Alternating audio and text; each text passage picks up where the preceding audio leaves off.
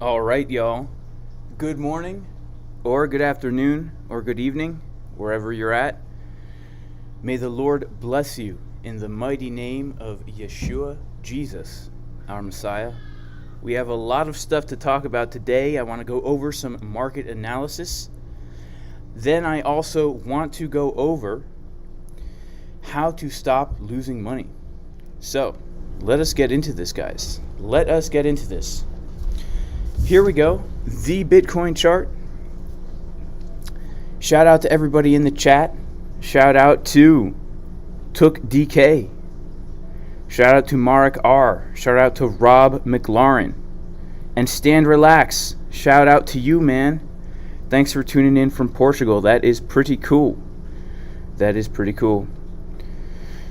Yeah, guys. So, let me talk about what is going on right now with the Bitcoin price. Okay, so obviously we had the huge dump yesterday, and there are some very significant levels that we held. We were able to hold this daily support level at $51.6 thousand, and we had a really nice, almost touched it and got a really nice wick up off of there. And then we got another bounce off of 54K.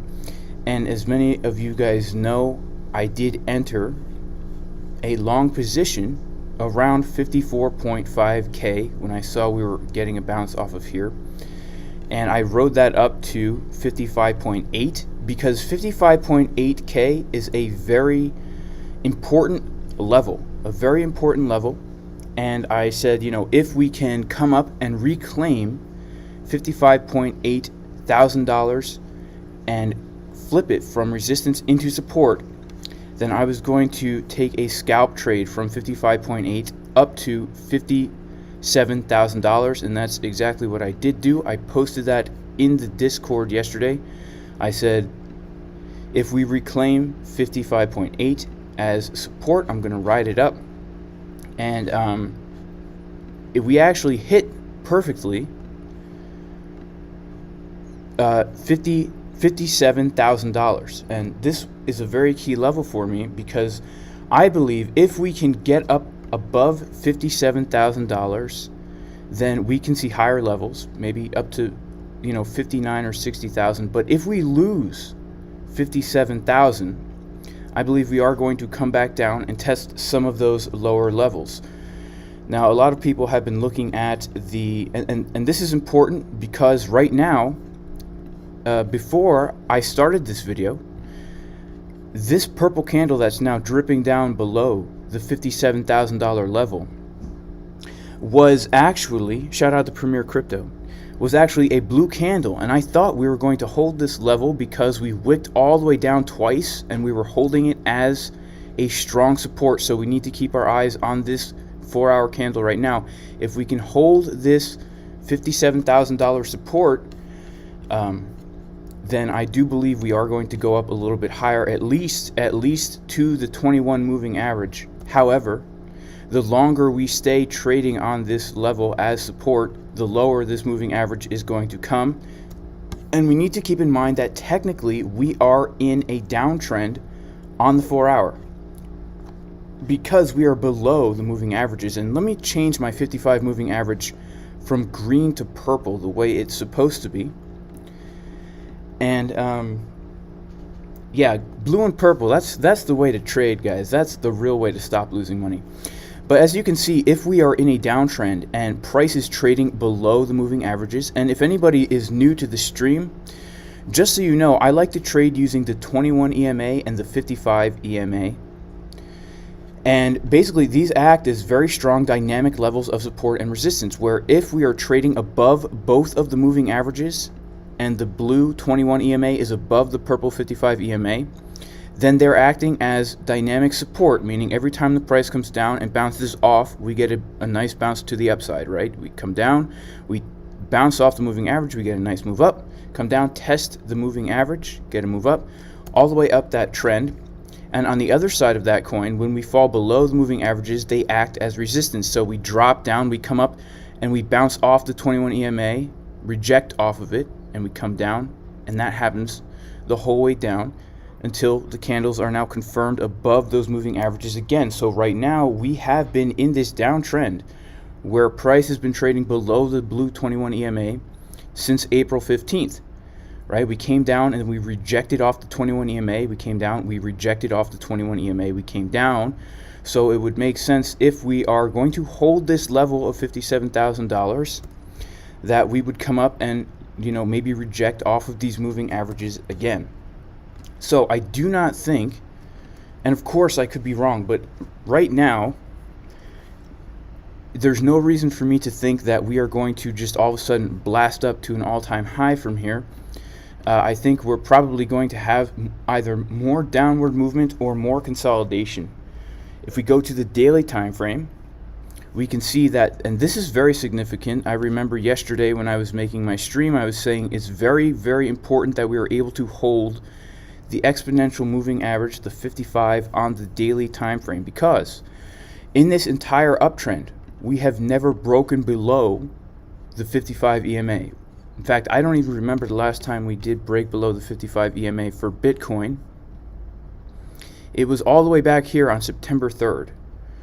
So since September 3rd, we have not been able to break below that 55 EMA. However, we do see that back in January, we came down and we did test the 55 EMA, and we bounced off of it twice before we had a massive run up to a new all-time high. So we are in an area right now where we need to really watch and see, what is going to happen here. What is going to happen? The daily time frame, Market Cipher B, is starting to look bullish again. Okay, we see the VWAP is starting to point upwards, right? We have a ray of hope, whereas yesterday this thing was looking like it was going down to Sheol in a handbasket. Today, we can see it's starting to curve up a little bit. It's starting to curve up a little bit. And shout out to John Wick, who says, hodl the line. Yeah, for sure. Hodling is nice. Hodling is nice. So again, guys, this 57K level is important.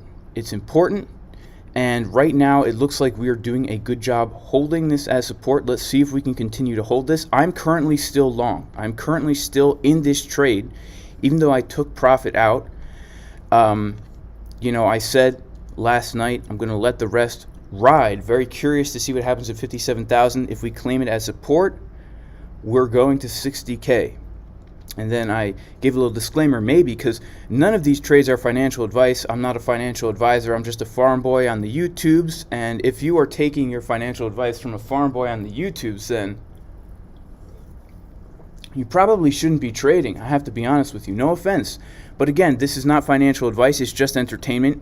And if you happen to mistake what I am telling you as financial advice, then not only will you lose all your Bitcoin, but you will lose all your fiat currency. You're going to lose your keys, and you're not going to be able to find them, and you have to go to work, and it's your last chance to show up on time before your boss fires you, and you don't know what you're going to do because you don't have any other job lined up.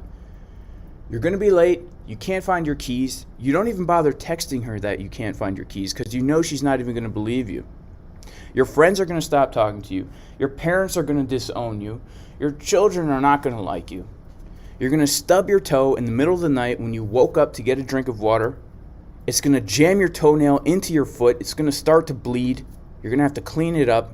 It's going to be awful, all because you thought this was financial advice.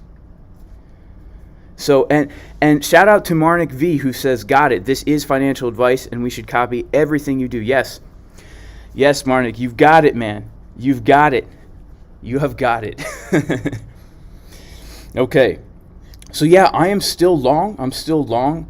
I have, I took profit twice, and I have a small position here because I want to ride it out. I want to see what's going to happen. Are we going to get up to these higher levels? And I was saying yesterday in my VIP live stream. And by the way, guys, if you want to get access to the VIP Discord where I do my VIP TA live streams, where I post my trades, you can become a Patreon. Patreon.com/Jason Casper. But yeah, if we come up to these levels, obviously my first instinct is going to be to look for a short. Because if we go back historically and we look at what happens when we reach a new all-time high and then we get a dump, what tends to happen? Well, usually we get a dump down, and then we get a bounce up, and then we get more down, and then we get a bounce up, then we get more down. And then we start to come back up in our uptrend. And that seems to be a pattern that plays out all the way down, bounce up, down more, bounce up, down more. And until we confirm these moving averages on the 4 hour where the 21 crosses above the 55, then we're still technically in a downtrend. And take a look at the VWAP on the 4 hour right now, guys. The 4 hour VWAP is looking a little bit sad. It's looking a little bit sad. And this is a bit concerning, showing that we very well may get more downward momentum, because if we come up and we print a red wave here, then we really might come down, and then we'll probably print a green wave right here. And that would be really nice, because what that would do is that would actually give us a, let's say we come down and we test 50 or even 48, okay, or even 45. Just throwing it out there, okay? If we come down and test those levels, it's very possible that Market Cipher B on the 4 hour would give us a bullish divergence, and it would be, it's possible. It's possible. I'm not saying that that's going to happen, but it is possible that we would get a bullish divergence, and we could get something like this, okay? Something like this right here. And then that would be showing us that we would get more upward momentum. But either way, we need to just be prepared for what is going to happen. And the way we're going to trade this is we have our important levels marked out. And as you guys know, I have many strategies that I partake in. I'm a partaker of multiple strategies, guys. And oh man, this poor 4 hour candle. At least the daily is looking blue. So the two important levels, really, guys, for me are like in this zone, and this was the same zone I was talking about yesterday, between 55.8 and 57. If we get rejected off of 57, that to me means we're coming down. All right, let's take a look at Ethereum. Shout out to everybody who FOMO'd into the like button.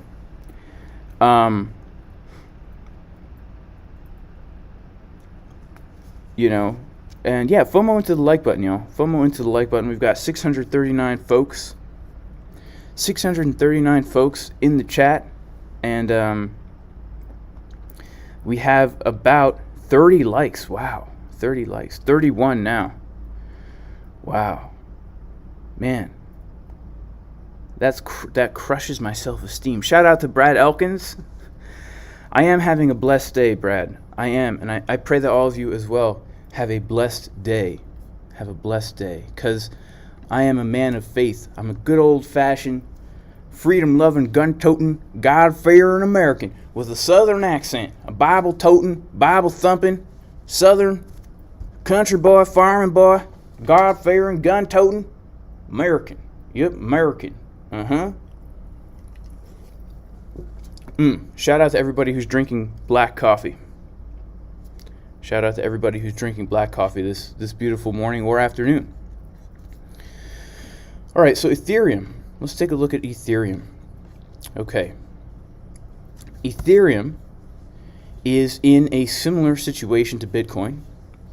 When we go to the daily time frame, we can see on Market Cipher B. Oh, and by the way, guys, if you don't have Market Cipher yet and you've been entertaining the idea, you can get a sweet 5% discount if you click the affiliate link in the description of this video. And it's a mutually beneficial thing, because it will give me a commission and give you a discount. So yeah, so Ethereum, a very similar thing to Bitcoin. They're kind of mirroring each other. Market Cipher B, the VWAP is starting to curve up, which is nice, right? That's nice, because look at what happens historically when the VWAP crosses above the zero line. It usually means we're going to get another nice move up, right? That's happened right here. We got a nice move up. That happened back here. We got a nice move up. And so we're in this period of decision. What is going to happen? Right now, in my mind, the important level to hold for Ethereum is this right here, the 2137 level, 2137. That's an important level to hold because that is the 21 EMA on the daily. And if we just go back historically, we can see that when we are above that 21 EMA on the daily time frame, it means that we are in an uptrend. And when we lose that 21 EMA, it means we are heading down. We're heading down. So this daily candle today is very important. If this daily candle closes below the 21 EMA, I do think we very well may see lower levels. And these lower levels are going to give us opportunities to get into good long trades. A level that I like, and I know a lot of people don't like this level, but a level that I would really love to get into a long on Ethereum is 1775. 1775 was a great year. I think it was the year before 1776, if I'm not mistaken. I think that's true. You could fact check me on that. But if we take our fib from the swing low to the swing high, we can see that the 1775 level, which is a daily support and resistance level, guys, that I marked out by hand just by looking at these candles, just by looking at the candles and all the liquidity that's happening right here in the market, right? When we pull out our fib, I just whipped it out. Whip it out, surprising everybody. His fib is out.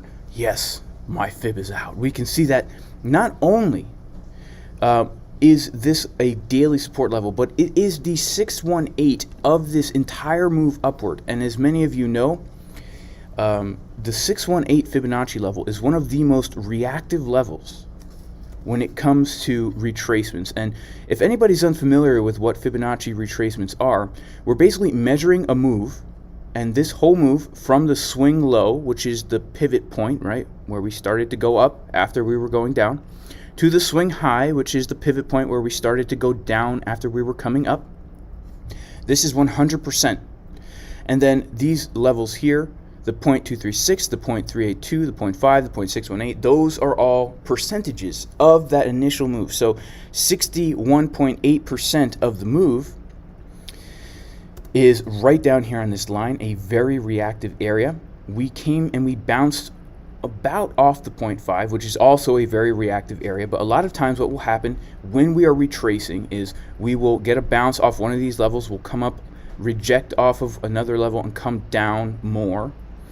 And you know, most of the time if we do bounce off the 618, it's a very reactive move, and it a lot of times signifies the end of the retracement. Not all the time, but a lot of times. And so there's a lot of confluence in this area to look for a really nice long position. However, you know, there's a good chance we're not going to get down there. But as you guys know, when we were up here trading at this all-time high, these levels down here seemed almost impossible to reach. And that's something we need to keep in mind. We need to understand and always remember, myself included, because I always, you know, I look at these charts, and it's easy to lose patience if you see this and you're waiting for a good entry on Ethereum and you're thinking to yourself, man, it's never going to come down. Shout out to Jose, who says, hello, I got your course, but have been working a lot and have been losing a lot of opportunities. Sometime I work 18 hours a day. Jose, I'm sorry to hear that, man. Is there any way you can still enter trades while at work? Because you can set alerts, simple alerts, and find some good entries without having to be a slave to the chart. But when you see price up here, it's easy to feel like it's never going to come back down. It's never going to come back down. But there's always going to be that opportunity for price to come back down. Look at that. We came all the way down to this level right here, 1955, which was also a nice year. It was a nice year. That was the first year me and my family had a color television set. I remember when they came and installed it in the house. So yeah, guys, basically for Ethereum, if we lose this 21 EMA on the daily, be looking for these levels to get into a nice long position. And if we're able to hold this, then, you know, I will be looking for, you know, possibly you can look for a long position right here. You could even be looking for one where we are right now, because we see the momentum ramping up on the daily. When we go to the 4-hour, we see something very similar to what's happening to Bitcoin, except now Ethereum is very clearly rejecting off the moving averages on the 4-hour. So I would definitely be expecting some kind of a downward move here. And so, you know, if you're not already shorting off of this moving average, then, you know, obviously this is not the best time to enter a short because you already kind of missed it. But what I would do is I would wait for a long, because I like to long after a dump and short after a pump. That's the way I prefer to trade. I tend to not trade breakouts. I like to, when we reach a resistance, I like to short. When we reach a support, I like to long. So right now, for Ethereum, I would be looking for a long when we come down to one of these levels, and of course, looking at Market Cipher for confluence. Shout out to Lawrence A., who uses Market Cipher on a color television.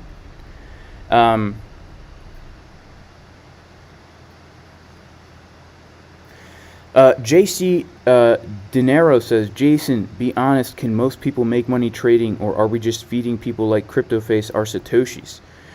Yes, absolutely, people can make money trading. You absolutely can. But here's the thing, it's not a get-rich-quick scheme. It's a skill that needs to be developed. And if you do not have the capital, a lot of capital, you're not going to be able to replace your job. But in crypto is a game changer, because in crypto you can make massive gains in a short period of time, especially during a bull market. Not so much with Bitcoin, although it's very possible with Bitcoin, but a lot of these altcoin pumps, and it really depends on a lot of different things. And I'm going to get into that today. I am going to get into that today.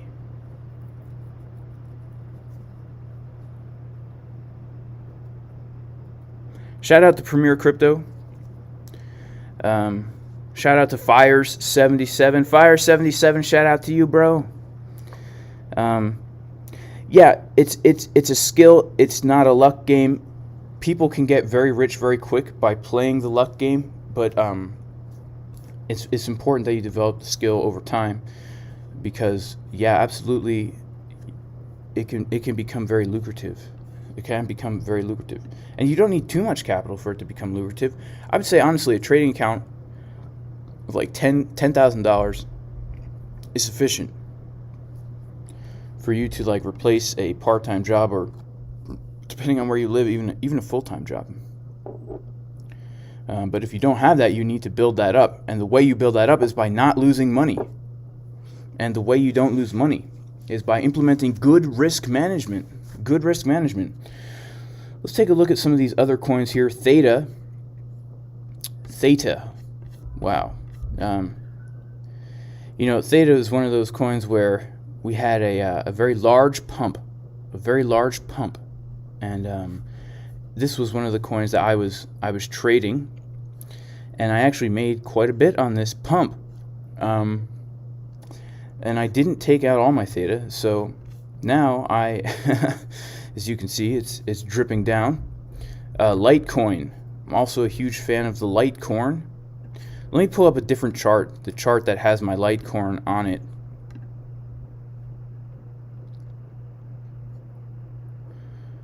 Whoa, sorry guys, hope that didn't blow your ears out. I'm so sorry. Let me see here. There's Litecoin.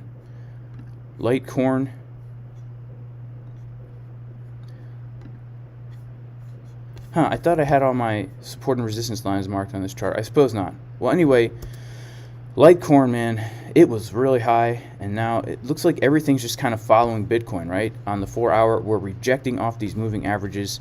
The 4-hour is doing something that it looks like the Bitcoin and Ethereum 4-hour might do, where we print another red dot showing more downward momentum.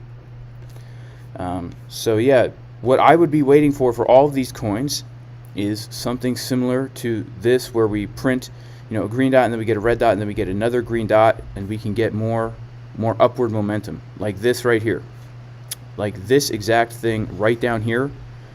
Green dot, red dot, green dot, nice move up. So we'll just have to see what happens. All right, guys, shout out to Premier Crypto, who says still in HNT. Yes, I still am HNT. Have I been looking at DOT? Shifty wants to know. Yes, I have been looking at DOT, and also I'm into DOT. I am into DOT. Let me see. Let me pull up my DOT chart here.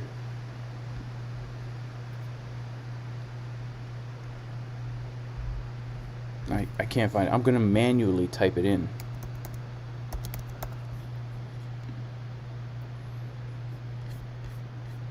How's DOT looking? How is Polkadot looking here? Well, it was looking pretty good. It was looking really good, actually. And I rode this pump as well. And all these coins, all these altcoin pumps, I post them. The ones that I'm into, I post them in my Discord. And Theta hit both take profits, which is good. Before the dump, Theta hit both take profits, which is great. YFI, guys, YFI yesterday surpassed Bitcoin in price. It was pretty interesting. And these are the 3 take profits that I had. I'm still letting that ride, but originally when I got into YFI, it was before the breakout, and boom, we rode that up. And again, guys, if you want to see these altcoin pumps and stuff, you can become a Patreon. And also, guys, if you are interested in learning trading, I do have a course. If you go to jasoncaspertrading.com, you can check it out here. It's basically for new traders, and it gives you everything you need to know to become a confident trader, where we go over technical analysis. It's based on Market Cipher, so we're going to show you how to use Market Cipher for 3 sessions. We go deep into Market Cipher. And then we teach you how to create your own trading strategy that you can use and backtest and become confident in. And I even give strategies that I use that are already profitable, that are very simple to follow. Some of them are available for free on my YouTube channel. But I go into more detail in this course, and then we talk about risk management. But if you do go to my YouTube channel, shout out to Felipe, who says, can I share my opinion on project Vidya, DeFi, gaming plus NFT? I'm sorry, Felipe, I do not. I am ignorant. I am ignorant on that coin. There's only so many things I can fit in my mind at the same time. But if you guys do go to my channel, go to playlists, go to Market Cipher tutorials. There are many videos in here, free content, and I would say valuable content. Obviously, I'm biased since I made these videos. But there's a lot of free content in here which will help you out, And I would have to say that some of this content is, like this video right here. Check this out. Simple Bitcoin trading strategy, how to find those good entries. This video right here is a great video. It's really, in my opinion, one of the best, most informative videos for really getting in those good trades.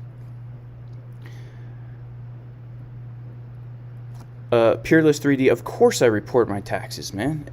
You got to do that. You don't want you don't want anybody to come to your house and take you away and put you in a cage. Okay, it's not worth it. It's not worth it. You got to pay your taxes. You got to do it. I love taxes. In fact, there's a guy in my Discord called I Love Tax. That's his name. Shout out to I Love Tax. J and A Swaz, do you need Market Cipher for my course? It's very helpful. It's very helpful. I would say it's very helpful. So look at this, guys. Look at what's happening now with Bitcoin. We're losing that $57,000 level. So let's see what happens. All right, guys, how to stop losing money. Let's talk about it. Let's talk about it. Okay, how to stop losing money trading. Because a lot of people that I have been talking to and interacting with in the Discord said I lost a lot of money during this dump. A lot of money during the dump. And here's the thing, guys. Dumps are going to happen. Dumps are going to happen. And we need to prepare for them. And we need to set up our trading strategy in a way that is already expecting dumps to happen. And in order to stop losing money, we need to have a system and a strategy in place. And the number one way to stop losing money, well, if you want to start making money, you need to stop losing money. The first step to making money is not losing money. This is very important because a lot of people, when they get into trading, if they're new, they see the potential profit, and it's very enticing. It's very enticing. If they have maybe $5,000 to trade with, even $1,000 to trade with, and they start realizing you can use leverage, it's very enticing to see those profits. But what they don't think about are the losses. And trading is just a probabilities game, right? We're stacking the elevating factors in our favor, and we are not entering trades unless we have many elevating factors and very few deprecating factors. It's all about elevation versus deprecation. Not defecation, but deprecation. Okay? And one of the things we need to do when we are trading and stacking those elevating factors in our favor is we need to understand that losses are going to happen. And so we need to make sure that when they do, they're not going to wreck us. And does this mean we will make slower gains? Yes, it does. And I know a lot of people don't want to hear that. It means we will make slower gains. But it's not a sprint, y'all. It's a marathon. Trading is not a get-rich-quick scheme for most people. It can be for some people who are new to this and get very lucky throwing money, high leverage, and they can flip, $1,000 into $10,000 into $100,000 into $1 million. It totally happens all the time. If people are leverage trading altcoins on Binance, people who leverage traded Dogecoin, 20x leverage Dogecoin threw 10, 20, 30 grand into it. I mean, they're extremely wealthy right now. But the reality is, for most people, that's not going to happen. That's not going to happen for most people. So unless you're literally just taking a gamble and you're fine with that, and you say, okay, I have 10 grand and it's literally a gamble. I'm going to gamble this money and I am going to just throw it into trading, and I am going to, if I lose it, I lose it, and that's totally fine. That's okay. If that's your mindset, then by all means go ahead and don't use proper risk management. But on the other side of that coin, if this is a skill that you want to develop and use throughout your life, to pass on to your kids, to develop a way to increase your wealth consistently over time, then you need to look at this as a marathon and not a sprint. And the first thing you need to do is you need to shout out to Eggman Veris, who says next target is 54.8. Boys, for me it's 55.8. 55.8. That's the next the next support. I almost called it a resistance, but I know it's actually a support. Let me come to this screen here. What is going on? What is going on?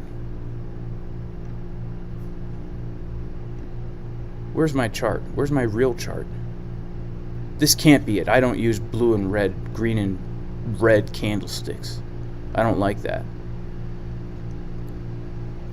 I might have actually not saved my real. Oh yeah, here it is. Cool.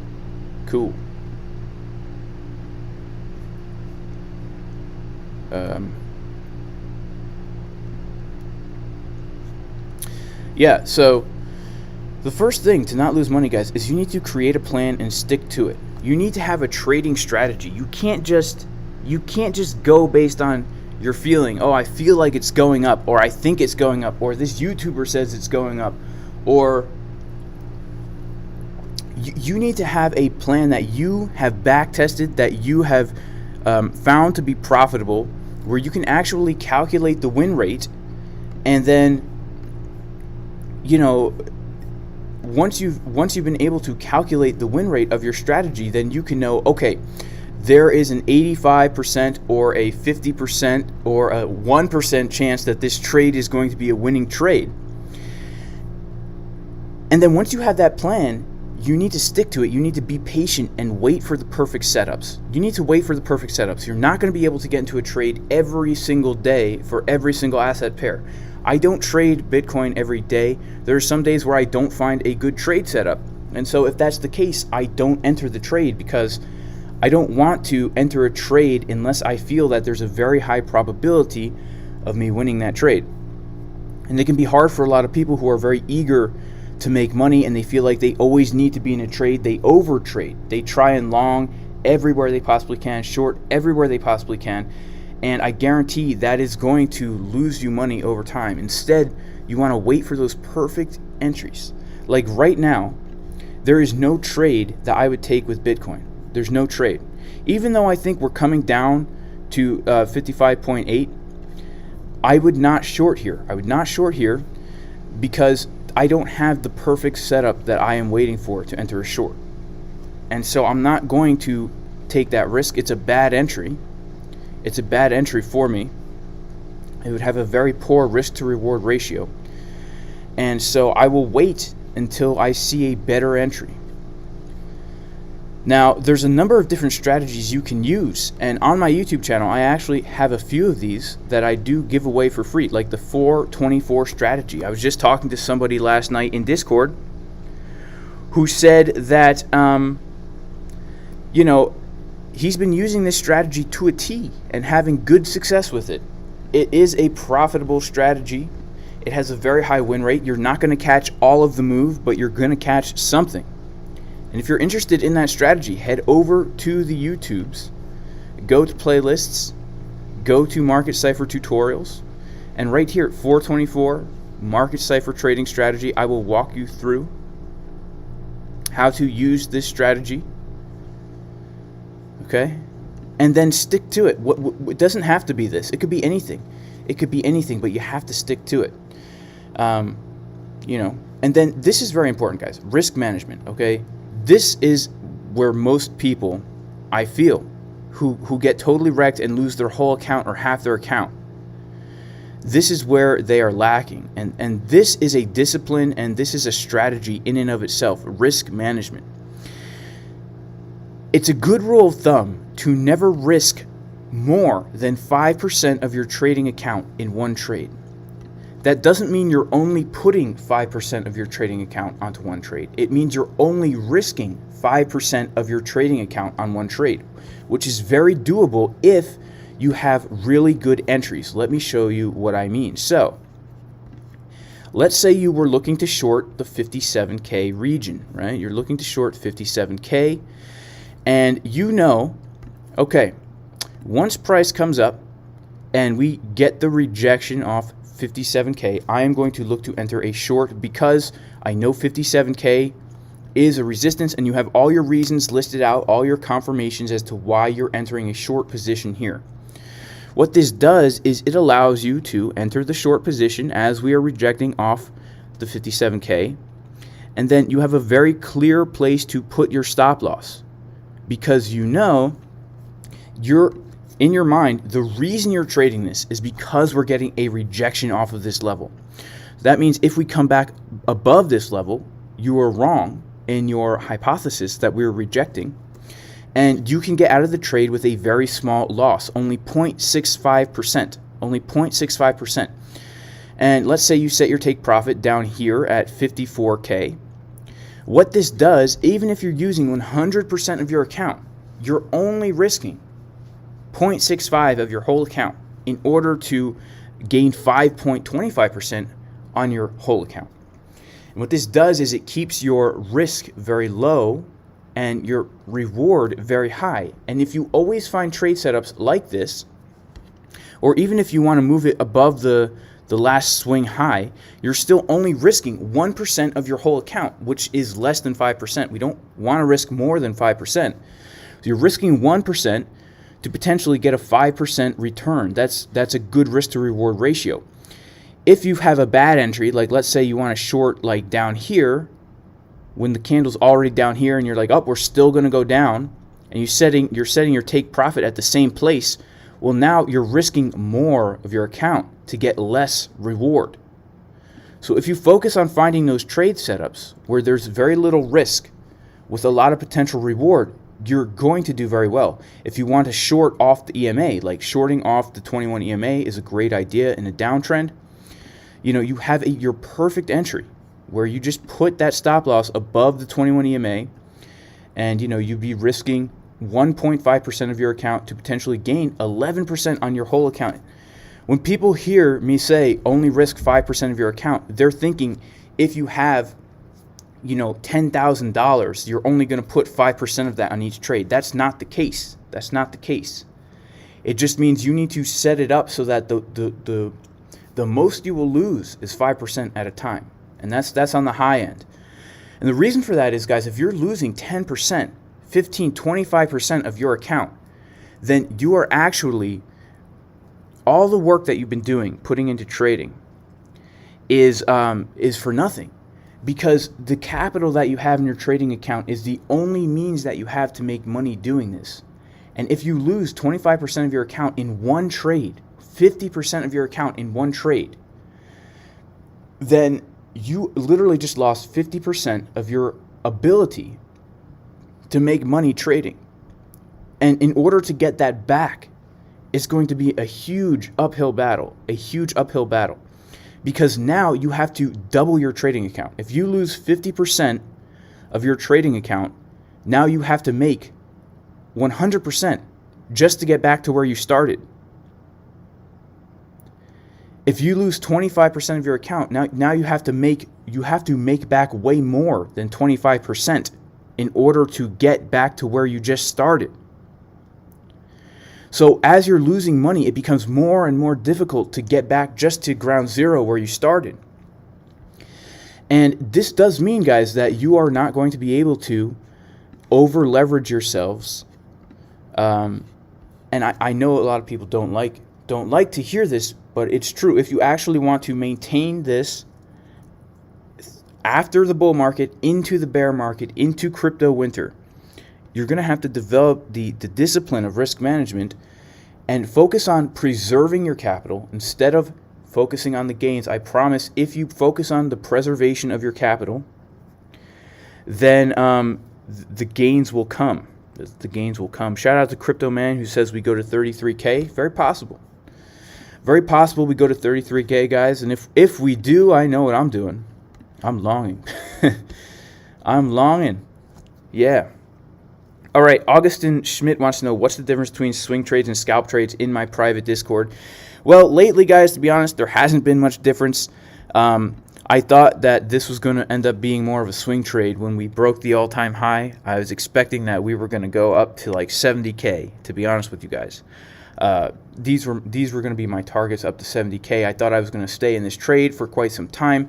But as you know, when we come and we confirm below the EMAs, that's when I get out of my swing trades. So this ended up being a scalp. This ended up being a scalp because I took it from my entry to my take profit 1, and this ended up being the all-time high, right, at 65K. So this ended up being a scalp trade.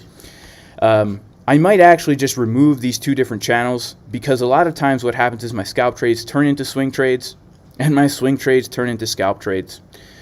But and this, again, right here, this trade where I saw, and I gave the alert, guys, we're heading down to the 21 EMA, get ready to long it because we're going to get a bounce. I honestly did believe that we were going to bounce off this EMA and continue in the uptrend, and that's why I put it in the swing trade category. Because when we're above the EMAs and we're bouncing off of them, that usually means continuation of the uptrend. And then, of course, we bounced off the EMA, and man, what a good entry! I I like to look at this because I literally longed, not the exact bottom, but within a few dollars. Pretty cool, right?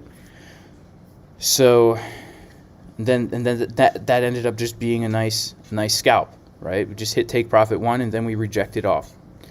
So yeah, I might combine these together.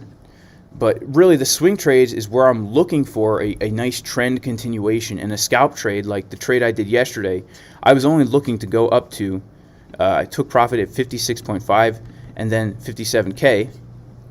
And so I was only looking to go up to 57K. So this is just a little scalp trade.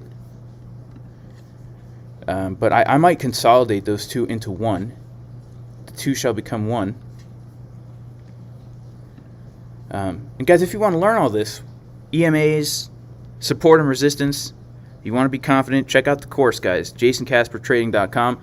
Look at this awesome website with this screenshot that doesn't actually mean anything, right? I mean, you know, what the heck is this even? Like, you know, I don't know. I wanted it to look official. So I used Hike and a Sheet candles, you know, and I put this random like trade thing here, even though it's not even like a trade, and the Market Cipher logo and all that, right? Looks official though, right? Looks official, makes you want to get the course. But I promise the course is actually legit, you know, unlike this picture, which is just here to make it look, you know, professional. And also, guys, if you are on the website, you can get a 5% discount off Market Cipher. If you use this code, it's also in the description of the video. Yeah, so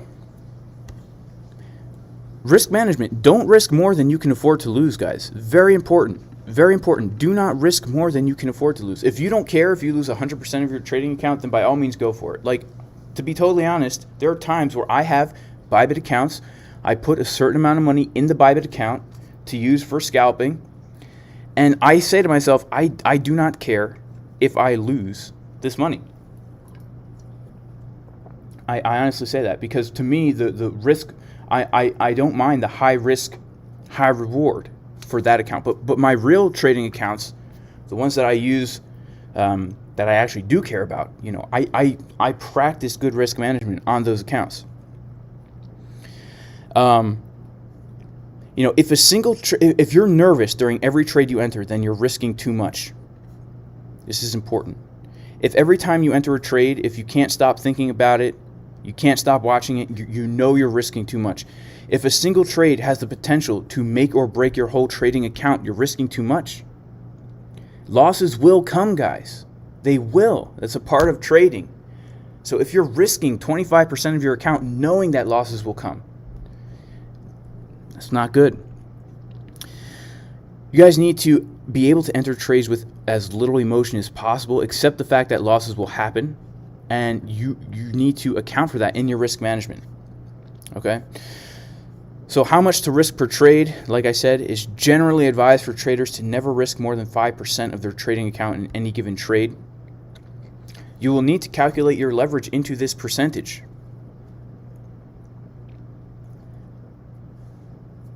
So keep that in mind. Leverage is a great tool. A lot of times you can use leverage to set your liquidation price so that you don't have to put in a stop loss. Leverage is also a great tool in the middle of an uptrend where you want to put a little bit more in your trade and you've already locked in a lot of profit, so you can up the leverage a little bit. But you know, don't jeopardize your whole trading account. Yeah, don't jeopardize your whole trading account. Crypto Man always bets 100%, but he only has $100. Yeah, guys, and that's a good point, Crypto Man. You know, if you only have $100 and it's like, I don't care if I lose this $100, then yeah, by all means, risk 100%. Or, you know, it's a calculated risk. It's always a calculated risk. You need to calculate your risk. But people who have $100,000 in their account, $30,000, $50,000, and this is like their crypto portfolio. I've been talking to people who tell me like that they've lost like 75% of their savings. Guys, you know, that's where you don't want to be. That's where you really want to practice good risk management. If this is for fun and you're like, well, if I make a lot of money, then I do, and if I lose this money, I don't care, then by all means, go ahead, 10x leverage, risk your whole account, Shout out to R.Y. Andy who noticed the typo on my page. Yes, it should be time frames. Yes, there is a typo on the page. I need to fix that. I apologize. For that. Time frames. You are correct. Shout out to R.Y. Andy. Shout out to R.Y. Andy. Shout out to Eric who says, donate the course to me and I'll wash your windows. Esoteric Drifter lost 95%. Roy Greneau, you should be able to pay with crypto, man. You should be able to pay with crypto. R.Y. Andy, does that get you a discount? Yeah, man. Yeah, that'll give you a discount, bro. Hit me up in the Discord. I'll hook it up. If anyone else can find a typo, I'll give you a discount.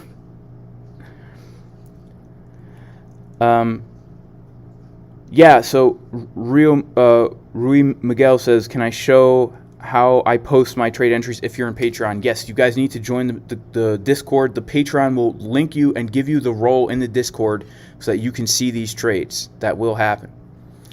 Because I don't post them on Patreon.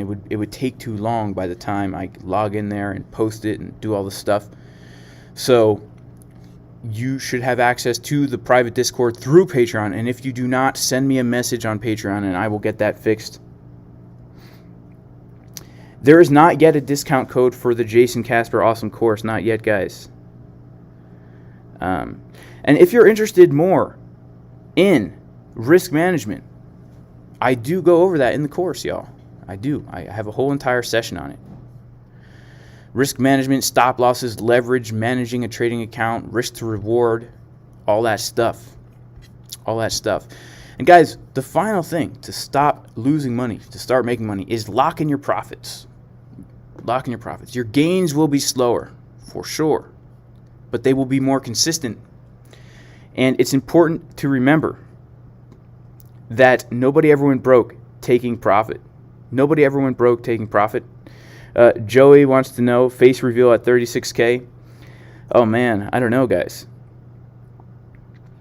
There is, shout out to John Wick. There is a discount on the Jason Casper like button. So if you guys like this video, the like button is currently available for a discount. If you go ahead and click that like, it will cost less today than it would have costed yesterday. So, just something to keep in mind. Yeah, Brad Elkins, actually, there's a 100% discount on the Jason Casper like button. Shout out to Mac Will, who says, the hardest part, feeling like if I don't have a trade, I'm missing out. You need to get over that. Because that's not true. You're not missing out if you don't have a trade. You're actually gaining. You're gaining because what you're doing is you're protecting your capital from entering a trade that you shouldn't be entering. And you're keeping your capital there in your account so that when the good trade does come up, you can make those gains. And locking in profit is very important, guys. It's extremely important. Let me show y'all what I mean by locking in profit. So yesterday, I entered this trade here. Let me go down to a lower time frame. I entered this trade right here. And actually, I didn't really enter it right back here. I actually entered it when we were able to confirm above the 55.8 and hold it as support. So I probably entered somewhere in here. I don't remember exactly what time frame I was looking at, but I entered somewhere in here. Okay, and I had two take profit levels. My first take profit level was at 56.5, right around here. And then my second take profit level was at 57K. And what this did, taking profit right here at 56.4, allowed me to make sure it was a winning trade. Because I had just made, about 1.13% on this trade. And if you're using leverage to scalp, 3x, then that's like 3%, 5x, 10x, that's 10%. And what I do is I take that profit out.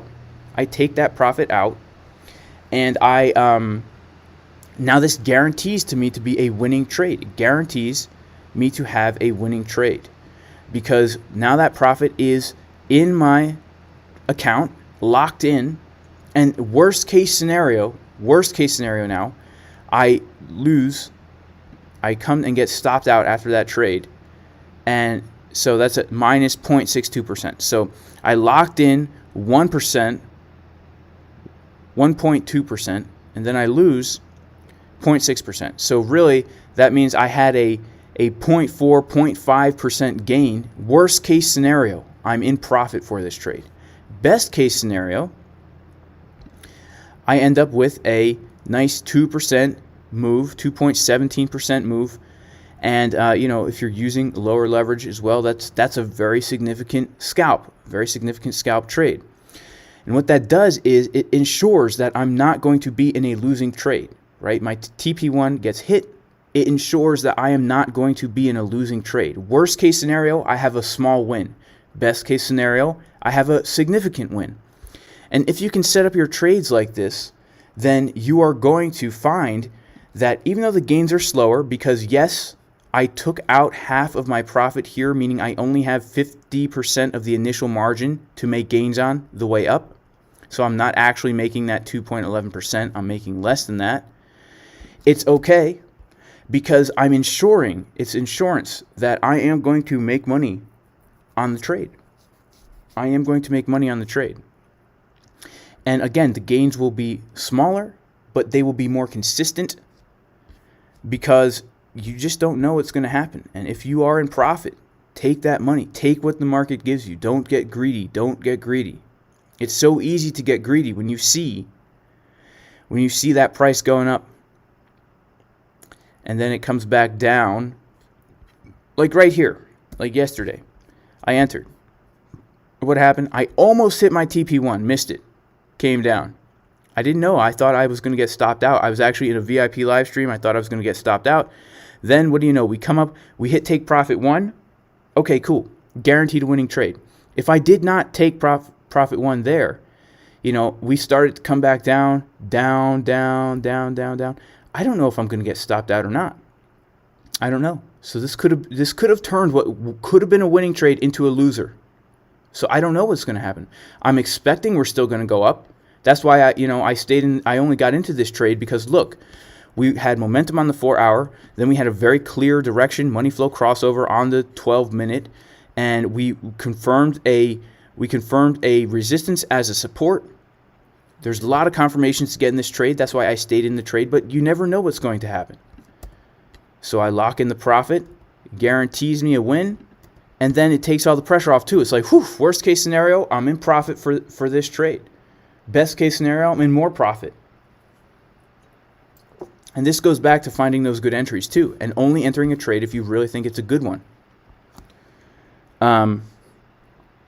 Shout out to Joseph Morales, who says the Jason Casper like button is the only coin that didn't take a hit this weekend. And shout out to the user Ice Cold in your Discord. He's helping us all win. Shout out to Ice Cold. Ice Cold in the Discord. Shout out to you, bro.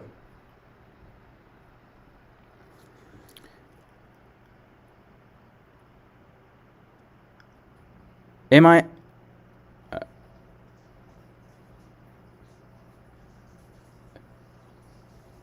yeah, greed is the enemy, fear is the friend, perhaps. RYND BTC looking like it's going to dump to lower levels, y'all. Except he said guys. I say y'all. I say y'all and he said guys. Yep, look at that. We can clearly see. All right? Take it from an old country folk like me, all right? Look at this on the lower time frames. We can see money flow starting to curve down. We can see a clear downward direction on these lower time frames. These time frames with an N.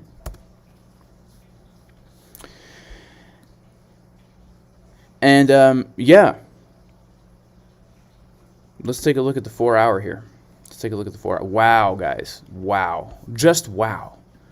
Look at this sad VWAP here. Look at this sad VWAP. This is a sad VWAP on the 4 hour. Looking like we're going to curve down. Looking like we're going to print a red dot, you know, right here, which will cause us to have a massive, I shouldn't say massive, it could be massive though, a massive dump. A massive dump. And honestly, this right here is a great place to enter a short. If you're looking for a resistance, this was a smaller resistance here. I mean, I don't know if it's the best place to enter, but it is still a resistance, as you can see. And if you're looking, you know, for a good risk to reward ratio, I'm not doing it, just so you know. I'm not doing it. I'm not doing it. But yeah, I do believe we're going to see more downward movement for these cryptos. And could this potentially be the end of the bull market? I don't think so. I don't think so. I don't think so. So yeah, the levels to watch out for in my mind, guys, are obviously 55.8. You know, if we are to lose 55.8, then you know, I'm looking to come down to 54, and then I'm looking to come back down to like 51.6. If we lose 50K, if we lose this area right here between 51.6 and 50K, I'd say there's like just a lot of support right in this general area. If we were to fall through this zone, then I really think we're going to come down to see possibly 45,000. But yeah, right now we are printing that lower high, so it's just we're in the downtrend. And then, you know, it only makes sense that if we really lose this support, we're going to come down, print that lower low. Where do I keep capital for these downward movements? Yeah, so John Wick. Here is how I do it, y'all. Shout out to Downgan, who's short from 61. That's awesome.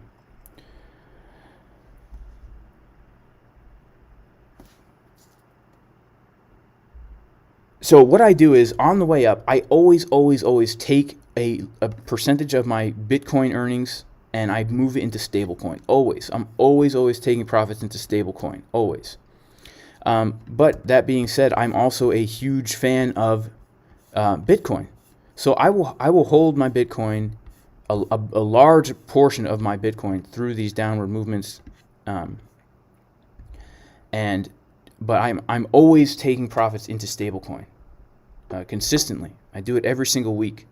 I take a percentage of my profit, sometimes more, sometimes less, depending on how I'm feeling about the price of Bitcoin. And I will move that into stablecoin. And every time Bitcoin hits a new all-time high, I will also move some of that into stablecoin. And what that does is it hedges me against these defecacious movements. And I do consider them to be defecacious, guys. Mac will, yeah, you got to click the green verification check mark. There might be a time limit. Yeah, maybe Doge. Shout out to Moonwolf, who says maybe Dogecoin is the best store of value during these bear trends, during these downtrends. You could move everything into Doge.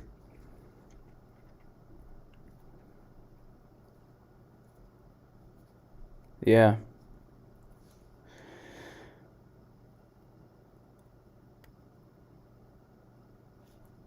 WorldStar Raw says, "Do I feel Bitcoin can be manipulated easily by the U.S. Treasury?" You know, I don't feel like I should talk about it on this channel. I do not. Shout out to Ulf Jr. F. Clintonberg, who says, "Can I take a look at the WIN ticker?" I can. Maybe later.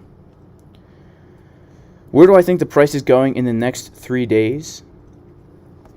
Well, to be totally honest, I think we're going to see something very similar to what we saw back in these previous dumps, right? Where we come down We come up, we come down, we come up, we come down, we come up, we come down, and then we find ourselves back in an uptrend. And, you know, honestly, guys, back in the month of January, it seems so small and insignificant to us now. But this was, believe it or not, a 28, and actually we came down even more, a 31% correction. A 31% correction. And right now, you know, as we all know, we've been tracking the rising wedge that many people have been tracking, both cryptocurrency channels as well as normal old trading channels who also trade BTC, because why not?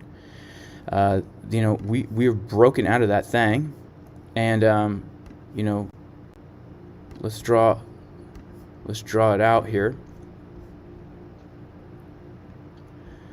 And yeah, we've broken out of it, and it looks like we're not even going to be able to get a real retest of it. And so if we get, you know, a 31% correction, well, that takes us right down to about, you know, $45,000. And it's even possible that we would see lower levels than that. You know, it's possible we could see a $40,000 BTC. And what do we do in these times? Well, we need to first determine how we want to trade and take our profits. Do you want USDT or do you want BTC? Or do you want both? Make sure you know that in advance. And then we're just going to take it level to level, and we're going to do the opposite of what we do during an uptrend, right? We're going to look to short when we hit these resistances, right? Like right now, shorting off of 57K. If we come down more and we print a bottom on Market Cipher B, we look to long the bounce, we come up to a resistance, we look to short the rejection, and that's what we do. We take it level to level. We mark out our daily support and resistance levels on the chart, and the reason we're marking them out is because we know historically price tends to find a sticking point at these areas, right? Price tends to find a sticking point. Look at this, the $51.6 thousand level. Perfect support. That was scary. Perfect resistance. Then it got flipped to support. Resistance. Resistance. Resistance that we broke through. And so the market remembers that there is a lot of liquidity in this zone where there's a lot of buying and selling going on. And we can make a little zone of liquidity right here. And price will retrace to that area. And a lot of people are looking at the chart saying, okay, this is a buy zone for me to buy up some Bitcoin. If it comes back down to this area, we can fill a lot of big orders here because there's a lot of liquidity at this price. And look, boom, we come down, whoop, gets eaten up at that buy zone. And so, you know, long these areas where there's been a lot of buying and selling, and then you short the areas where there's been a lot of buying and selling as well, right? If we come down and then we come back up to 55.8, you know, look to short off the 55 EMA on the daily. If we actually come below that, which would be very intense, guys. That would be very intense. If we come below the 55 EMA on the daily, that would be very bad in the sense of a low Bitcoin price.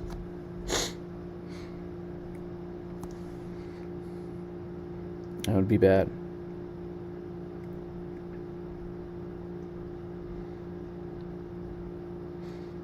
Eric W., you don't move up your stop loss into the green after you take profit. Sometimes I do, but honestly, just taking profit, depending on the trade I'm in, depending on if it's a scalp trade, I may just leave it as is because I want to have playroom. I don't want to get wicked out, but also I'm still a winning trade if I have a very clear target for the scalp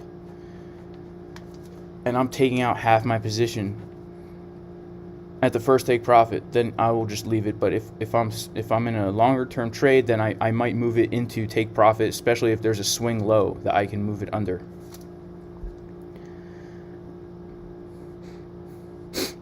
World Star Raw, have I heard of YFI? Yeah, heard of YFI. Been trading YFI. Been really trading YFI. I got into it.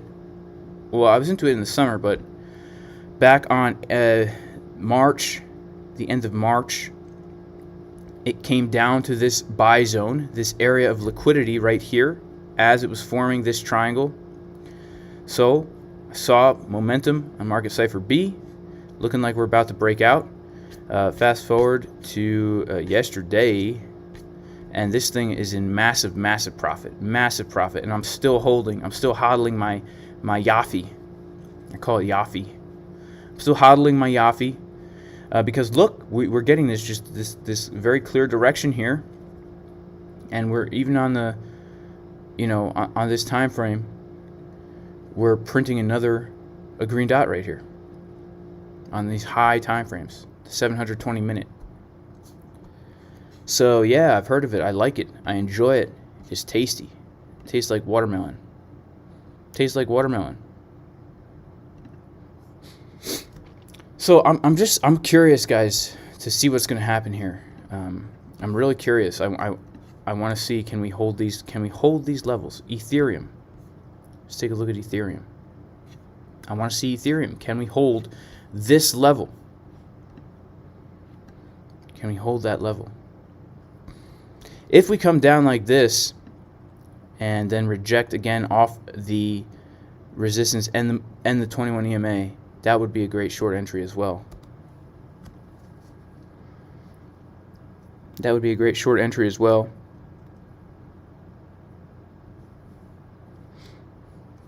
Shout out to everybody who is in the chat. Let me come over to the chit chat here. Guys, FOMO into the like button. We've got almost 1,000 people in here, only 600 likes. It helps the algorithms. Fire77 asks a good question. Let's zoom in on you, man. What is your take on the CME gaps? Well, Fire77, those CME gaps, they definitely get filled oftentimes. And so, shout out to PD Craft. Shout out to Dwayne J. Shout out to Maja. They get filled. So, if it does get filled, that's at 62 something up here. We shall see. We shall see what happens. Right now, we're in this period of we don't really know what's going to happen. It's looking not so good. Let's see the 3 hour. Looking not so good. The 2 hour, we just printed a low red dot on the 2 hour with money flow crossing into the red just recently. Right? Look at this. Very clear direction. Very clear direction. So I don't know. It seems like we're going down, y'all. It seems like we're going down. But obviously I can't know for sure. So all I do is I look for my good trade setups. I take those high probability trades. And whatever Bitcoin's doing, I'm just looking for my next area where I would want to take a trade.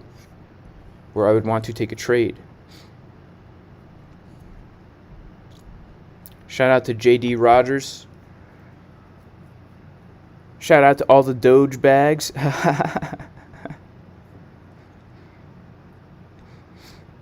Asta G wants to know, where am I from? My manner of talking and accent. Well, I'm from the country. Alright? The good old country of America. That's where I'm at, alright? The greatest country in the world, America. We ain't got nothing wrong with us over here. We're the perfect country. The greatest, the most perfect. You can tell by my accent. And you can tell by the way I fly my flag outside my house. I got two of them. I got one that says America. I got one that says don't tread on me, alright? No, I don't hold Doge, Moonwolf. I don't. I'm just kidding, guys, about the flag, by the way. I don't have any flag outside my house. I have no flags. No flags. No flags.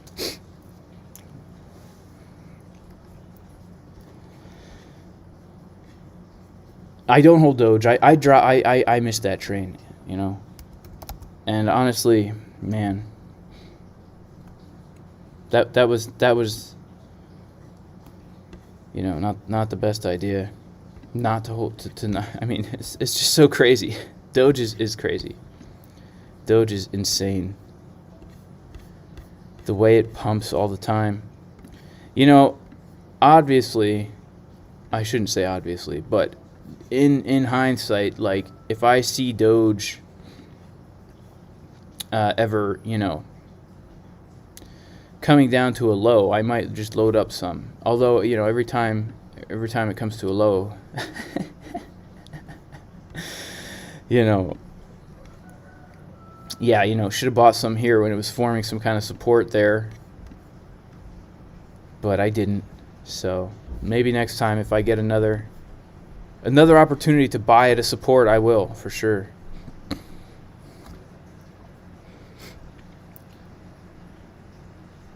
Shout out to Brad Elkins. I'm glad you're surveilling the wrong house, Brad, because yeah, I don't want people surveilling my house. So I put up the decoy house down the street. David Predazer. I can't really help you with an investing strategy, bro. I'm a trader, not an investor, primarily. Although I do invest in cryptocurrency and projects that I feel have a lot of potential. My brother is an investor. I am a trader.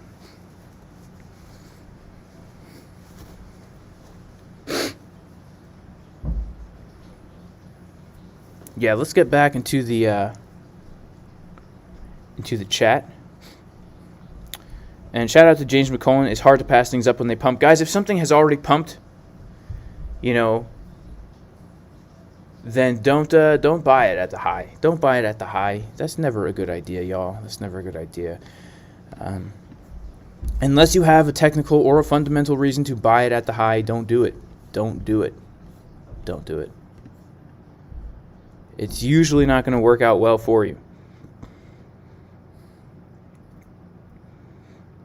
Crypto Man, I'm not sure about the Binance update, if there's any opportunity.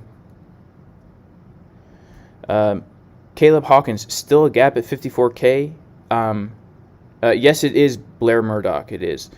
But the only flag I have in my house is a giant bull flag for Bitcoin, or a giant bull flag for, you know, Dogecoin.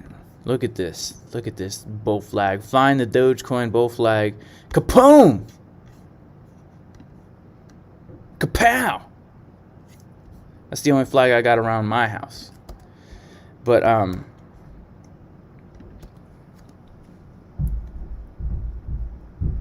Kenny V, do I post trades in my Patreon? I post trades in my Discord, which is accessible only through becoming a Patreon. That's what the deal is. Shout out to Moonwolf.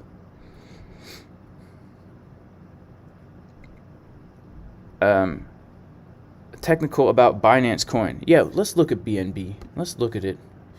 Let's take a look at BNB here. While we're on the subject. Okay, so we're on the daily time frame. And it's hard to mark our levels here, guys. But what we're going to do, and this is how you would do it with any coin, is you're going to look to the left of the chart, and you are going to go ahead and mark the levels of support and resistance, like that. And then it's hard to mark because there's really we have a lot of price action in a very short period of time. So these would be the daily levels that I would be looking at right here. These are the daily levels that I would be looking at. And right now on the daily time frame, it looks like we're about to come up and print another green dot tight, like right in here. And if that happens, we would have a very clear direction upward. And I believe Binance Coin is a great coin to be investing in. You can see that we are entering this period of consolidation. We've formed this support here, and technically, you know, we could say that we've been trading in this downward channel on the daily, right? And when we break out of the channel, not only will we be breaking the channel, but we will also be breaking this daily resistance. And if we do that with momentum on the daily, you know, we could very, very much so have another pump. But right now on the 4 hour, looks like things are coming down, guys. It looks like things are coming down. So perhaps what you would want to wait and see is Although we did print a bottom right here, it looks like the VWAP is about to cross under. Let's look at some lower time frames and see if we can see anything good. Okay, so on the higher time frames, I do see something good. I see that we are kind of getting this kind of direction, okay, on these lower time frames. It looks like right now we are just flirting with this resistance and this trend line. You know, watch close what happens here. If we continue on these lower time frames, let's check out the 1 hour. Yeah, so the 1 hour just had a money flow crossover. So if we come down on the 1 hour and print a tight trigger wave here with the money flow crossover, to me that is a very bullish signal. A very bullish signal. Clark Morningstar, you're going to do Control H to make the horizontal line. If you're on a Mac, what do you do? Option H on a Mac. I have a Mac, but I still use PC language. Like, I still say Control Alt Delete instead of Control Option Escape. And the reason I do that is not because I'm not used to Macs. I've been using Macs exclusively since 2008. However, it's just like when you grow up using Windows, that's how it's stuck in your head forever. Shout out to David, who loves me. I love you too, David. I like that name, David. It means beloved in Hebrew. And David was beloved by the Lord, a man after God's own heart. A man after God's own heart. Although he did have his faults, he remained loyal to the Lord his God.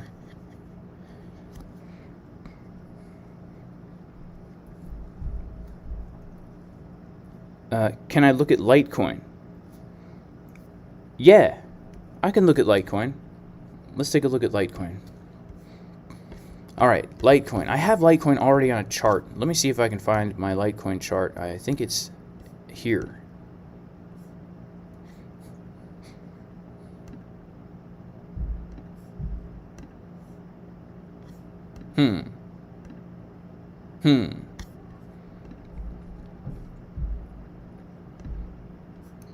Maybe it's not here. Maybe I accidentally deleted my Litecoin setup. That would be a shame. That would really be a shame.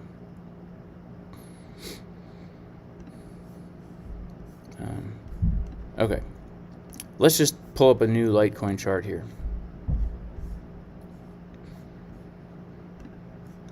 Now, we were tracking, as many of you know, in the Discord, we were tracking this guy, right? We were tracking this guy, this triangular pattern that was forming.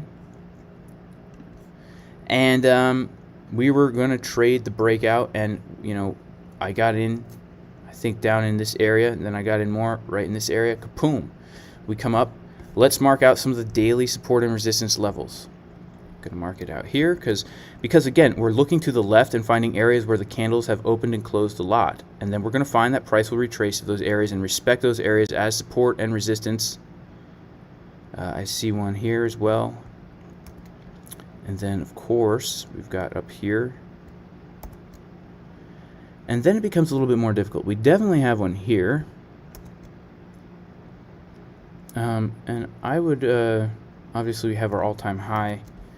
This would be for my dailies. Let's go down to the 4 hour and see what I can see. On the 4 hour, it's tough, guys. It is tough. I would say perhaps we have one here. And for 4 hour, we'll make it this light purple color. Oh wait, that's the text. Hang on. Yeah, we'll make it this light purple right here for the 4 hour.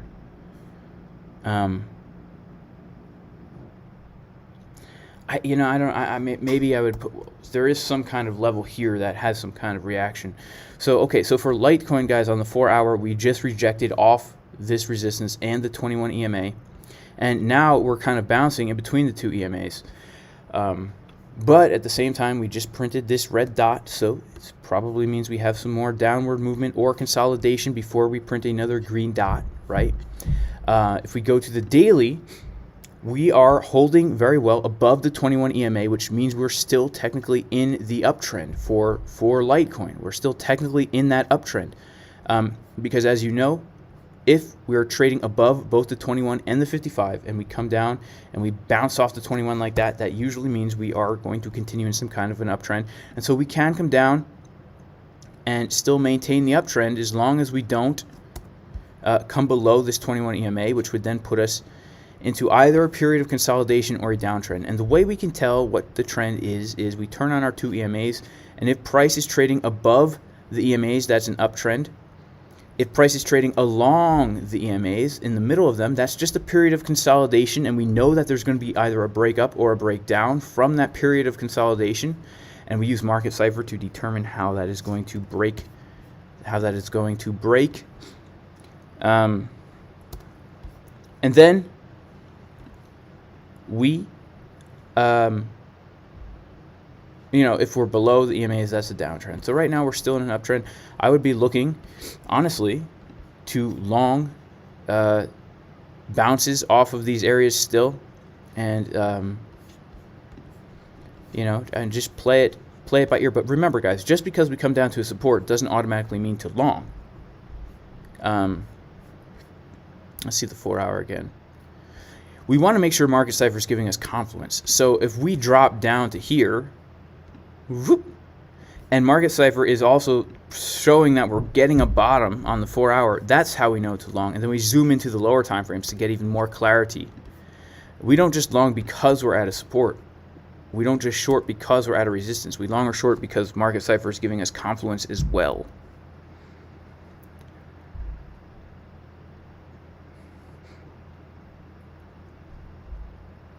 What is the significance, Dana Jumper wants to know, of the ribbon 5 moving average turning from white to gray on Market Cipher A?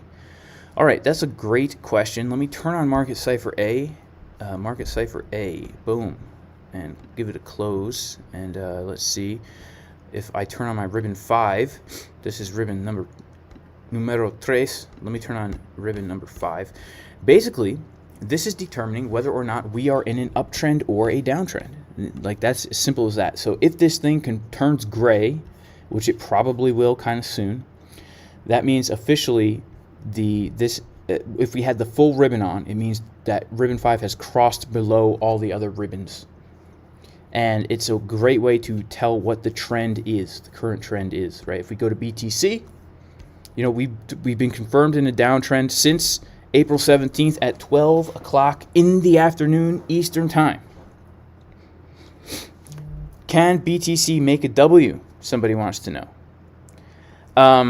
Yeah, totally could. I could see it. I could see this, zoop, and then zoop, where we would actually get the red dot here, then form another green dot here. That's totally possible. And if that does happen, that's bullish. Anything's possible. That's why we just look at our levels, look at Market Cipher, and trade accordingly. All right, guys, it is getting to the time where I'm going to have to end the stream. Asta G says, sadly, Bitcoin's going down. We're going to go down more. Smiley face. Moonwolf, do I speak French? No, I do not. Crypto is the NWO, LOL. Yeah, it very well could be. Very well could be. I have my own views on that, guys. I have my own views.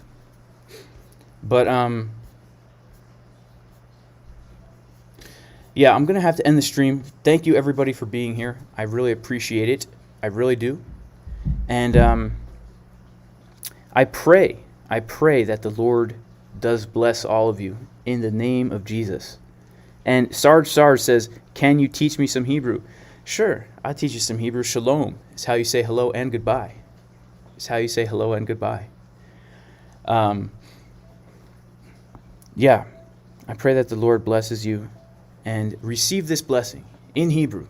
Yevarechecha Adonai v'yishmerecha, Ya'er Adonai panav elecha v'chunecha, Yisa Adonai panav elecha v'yasem lecha shalom. B'shem Yeshua HaMashiach, Elohei Yisrael. May the Lord bless you and protect you. May he cause his face to shine light upon you, and may he have grace upon you. And may he lift up his face upon you and give you wholeness and peace in the name of Jesus the Messiah, the God of Israel. And Ken, brachot b'shem Yeshua HaMashiach. Yeah, I love Hebrew time. Yeah, I pray all of you guys are blessed. Thank you for being here. Appreciate all of you. Shout out to Luis Rivera. Clay Farnett, why do your candles look they're different? You're probably using Heiken candles and not regular candles.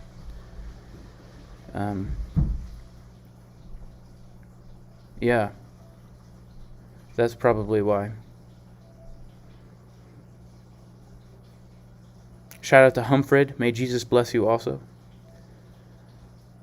Shout out to David Predazer. Love you too, man. Thanks for being here.